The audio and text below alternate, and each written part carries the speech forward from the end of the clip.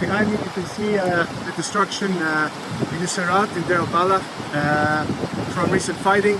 And what you can hear is a river of sewage from both broken pipelines.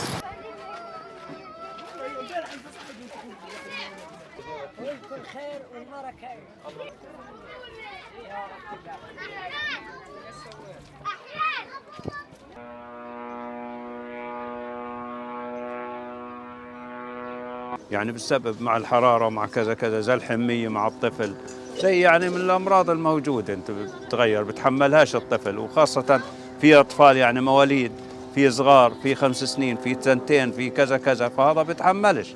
ممكن الكبير يتحمل لكن صغير بتحملش برضه.